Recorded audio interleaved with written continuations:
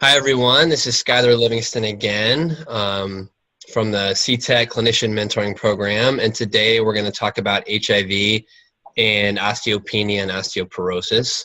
And this is an area where there are definitely people who are more expert than me in the endocrinology field.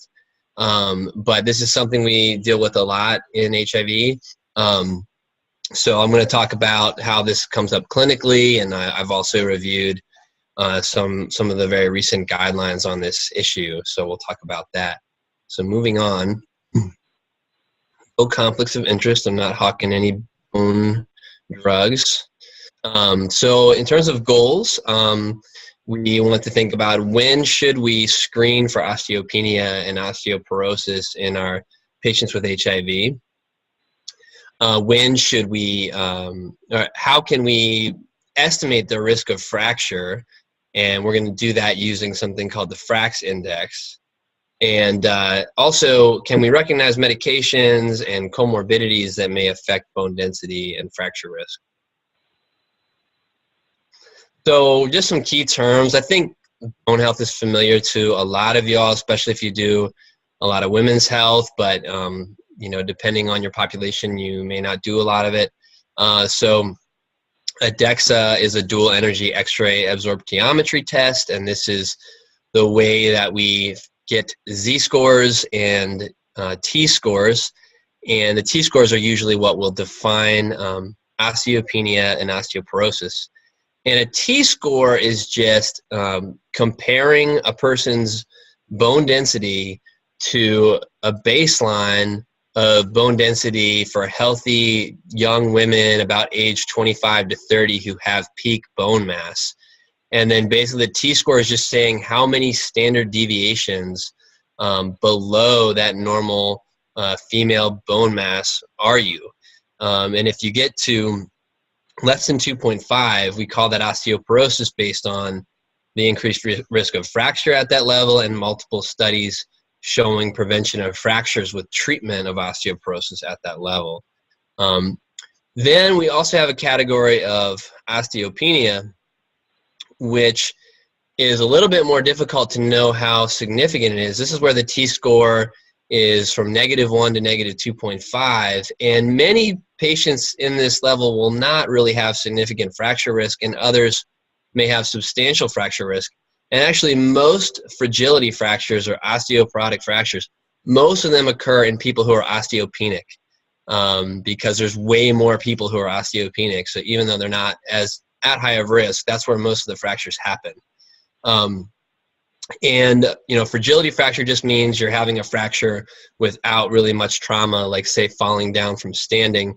The main locations we think about in osteoporosis are hip, vertebrae, the distal forearm, and the proximal humerus. So the kind of characteristic fractures where you should think about fragility fracture. Also, if you have a T-score of -1.5, but you've had a fracture, we really should consider that person as someone who has osteoporosis.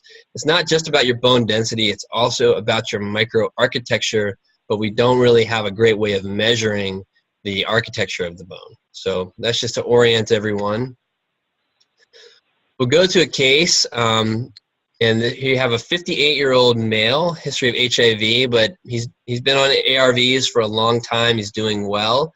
Goes to the ER for chest pain, and they had concern for pulmonary embolism, so they did a CAT scan, and that was negative, and his pain is better. It's resolved, just costochondritis. But they did see an incidental thoracic vertebral fracture. It's pretty small. It was age indeterminate. And he reports no previous episodes of bad trauma in his life, and he has no back pain at all. In terms of history, he was once very, very ill with toxoencephalitis and pneumocystis pneumonia. Now he mostly just deals with some GERD and hyperlipidemia. You can see his medications here. And he's a smoker, 1/2 pack per day, still ongoing smoker. So you get a laboratory evaluation because you're saying, why does this person have a vertebral fracture? And You don't see any anemia on the CBC. You don't see a globulin gap on the CMP. This would be a high total protein with a low albumin, or a big difference between the two, usually about 4.5 and above. When we do see that, that can be from HIV alone, but it can also suggest multiple myeloma, which is a disease that can cause bone thinning, especially in folks 45, 50 and over. You check thyroid studies, and those are fine. A testosterone level at 8 a.m., which is when you really want to draw it, that comes out fine. Vitamin D, as we often see, is low in this patient.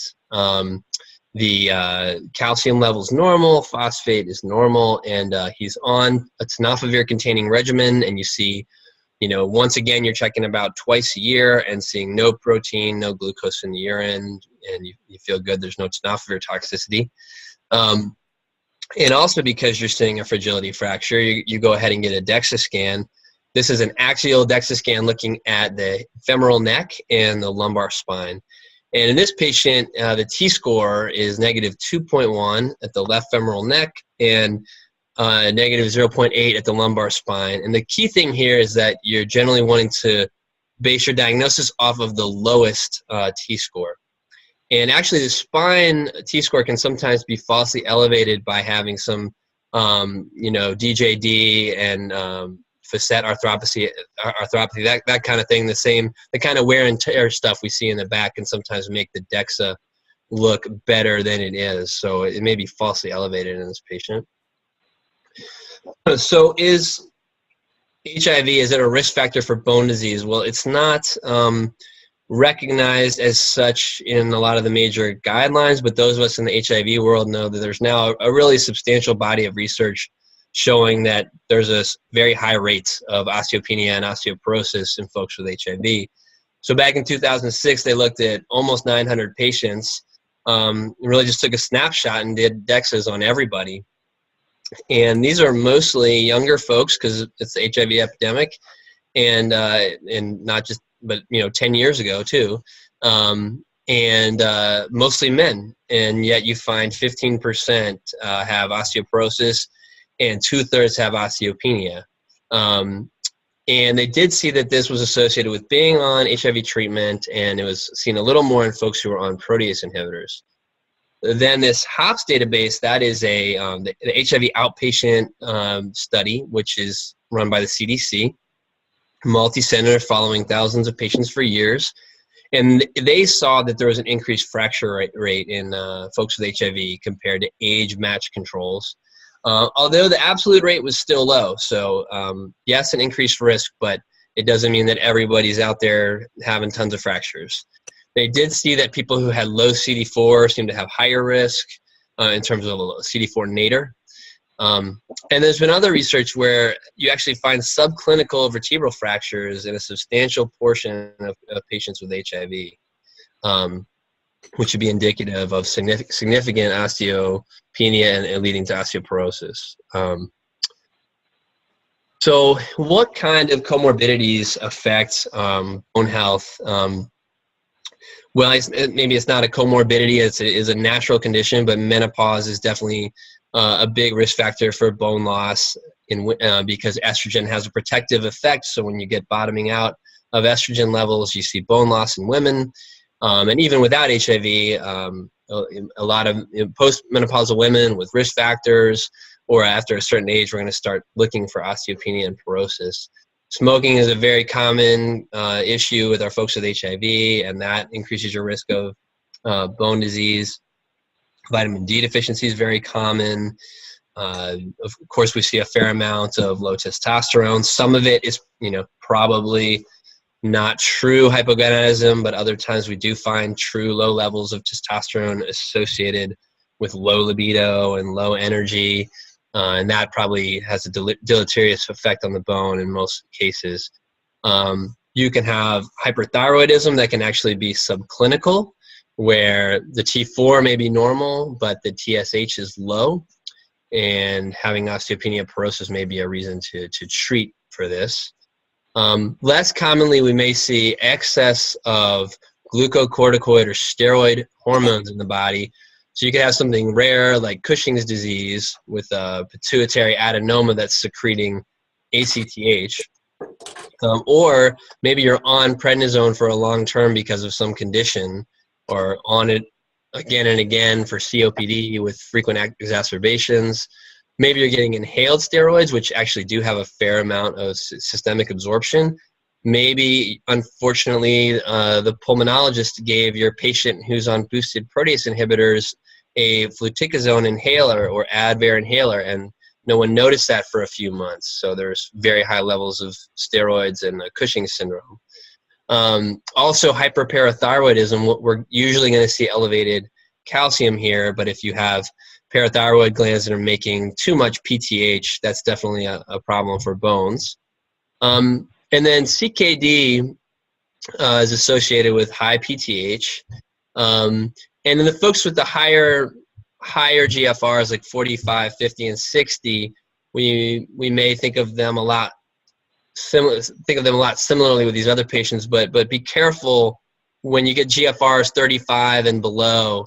It's kind of a different entity. It's not the same as osteoporosis. It's adynamic bone disease, so you're not often treating it the same way. So very, very recent in the Journal of Clinical Infectious Diseases from earlier this year, there was a large multi-center international group that put out guidelines about what should we do about osteopenia and porosis and HIV. So one recommendation was, even at a little bit of younger ages, 40 and above, that to take a look at the patient's main risk factors and plug them into a database and say, what is their fracture risk looking like here? And thinking at that point about things like vitamin D, and maybe do you need to go ahead and get a DEXA? If this score, which I'll show you in a moment, comes out with a greater than 10% risk of fracture over a 10-year period, they recommend then getting a DEXA scan on those patients, even in the younger age group. In terms of, in addition, they said men 50 and over without any other risk factors but HIV, that we should do DEXAs. All postmenopausal women with HIV, anyone with a fragility fracture, and that goes regardless of HIV. People on long-term glucocorticoids. Some of these folks actually get bisphosphonates even if there is no osteopenia. And then folks who are falling a lot or at high risk for falls. So these are the kind of folks we would be thinking about doing DEXAs on. So we're going to look again at this at the end of the presentation just to show you how to find this. But if you just Google search FRAX, you can very easily find your way to this tool.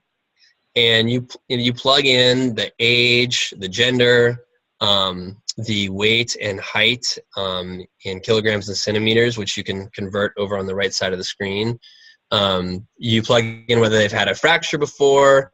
One piece of history we don't always take is, has their parent ever had a fracture related, a fractured hip in particular? Are they a current smoker? Are they on steroids? Do they have rheumatoid arthritis? Are they drinking a substantial amount, say 3 or more drinks a day? And you can actually do this with no T-score and get an estimate. Or if you have a DEXA, you can plug in your T-score and get an estimate of their risk of fracture in the next 10 years.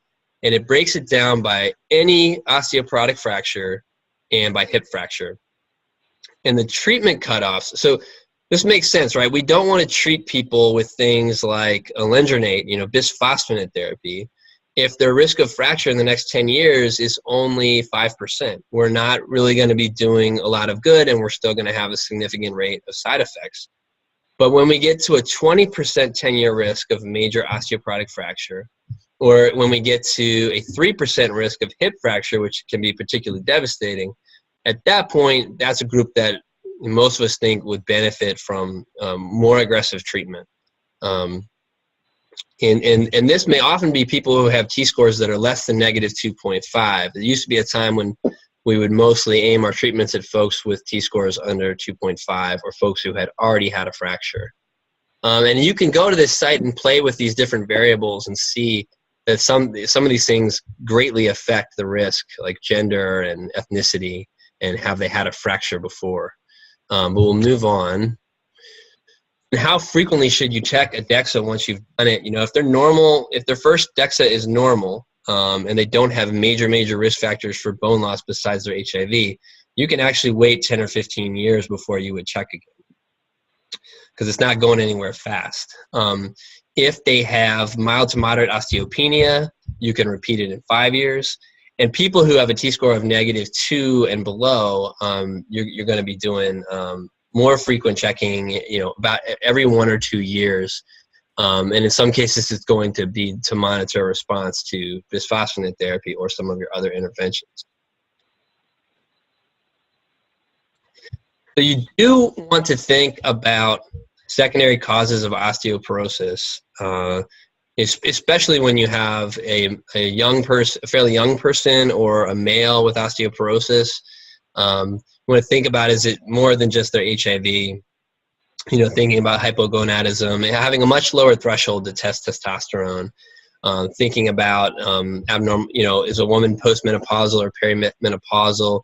In some cases, getting hormone levels. Getting the 25-OH vitamin D levels. Also looking at serum calcium, phos, sometimes a PTH, and looking at thyroid hormone. So there are other causes, but we don't have to always assess for everything on the list. I kind of put in bold things that you might do a little more routinely, and the others are going to be case specific. And it's also just a reminder that sometimes when you do have a specialist available, they may be helpful. But you can imagine you might see other things like iron deficiency anemia to suggest celiac sprue, or you might see anemia and kidney disease to suggest multiple myeloma. So we, of course, may see more phosphate wasting because of tenofovir, and we're already looking for that to some degree. So do antiretrovirals matter? One thing that we see in the studies is that during the first 2 years of treatment, we see a 2 to 6% decline in bone mineral density.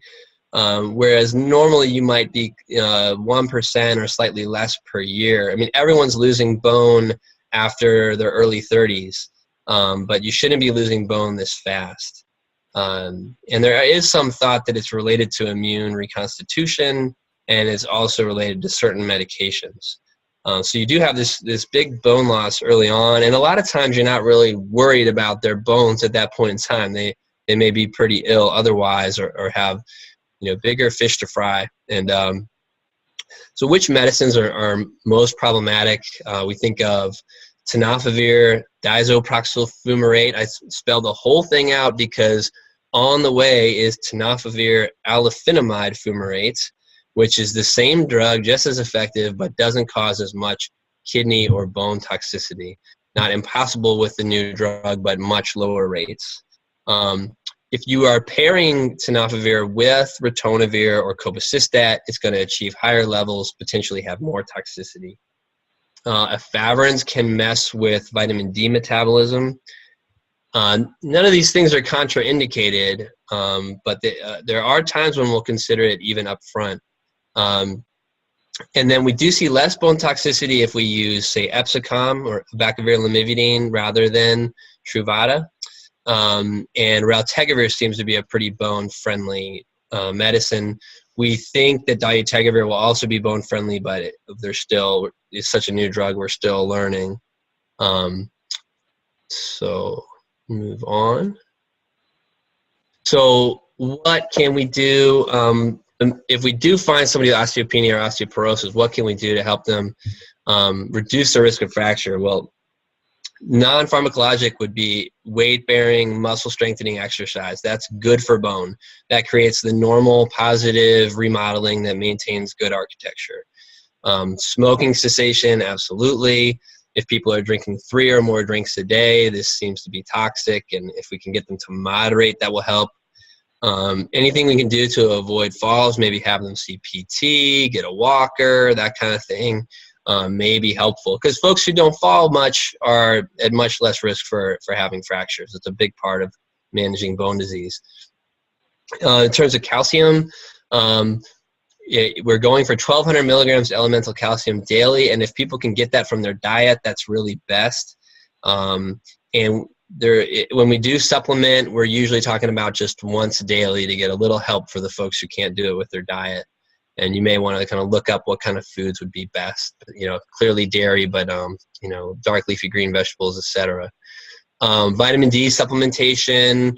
We're really trying to keep people at 30 and above, and we're usually doing this with 1,000 to 2,000 units daily of vitamin D3. Sometimes we may be trying to get the vitamin D up more quickly because maybe we're hoping to do bisphosphonate therapy, and we have to have a good vitamin D before we do that to get a good response. So you can give 50,000 units of vitamin D2 every week for a few months.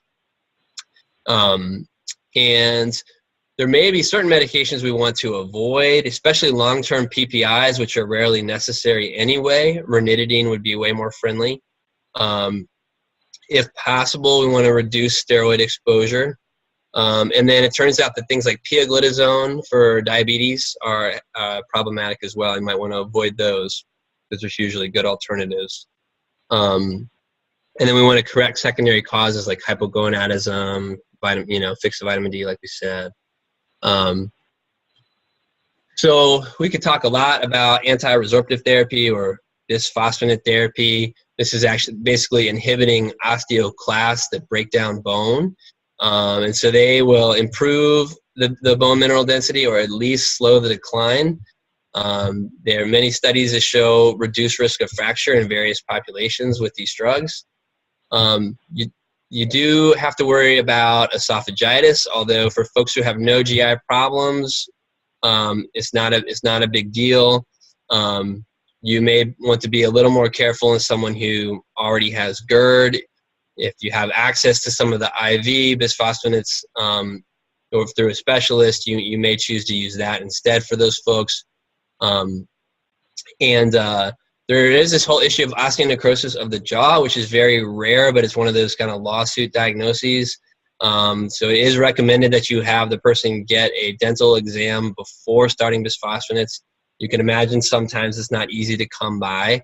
But I don't want to say it's absolutely contraindicated to give bisphosphonates without that exam if you don't have access to it. But if they had poor dentition and no access to a dentist, you may want to avoid it unless you had a specialist on board. Also, with very long-term use, 5 years and beyond with bisphosphonates, we sometimes actually see where it can cause a fracture. So you may have seen these reports in the popular press of people who get a fracture in the middle of their femur in the diaphysis, which is not where we see osteoporotic fractures. Bisphosphonates strengthen bone, although in a somewhat unnatural way, and so long-term treatment, again, can sometimes cause problems.